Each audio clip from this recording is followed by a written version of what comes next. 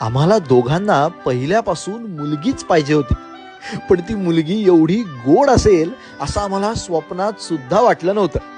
ही आमची छोटीशी गोड मनीमाऊ जेव्हा अशी मस्तपैकी हसते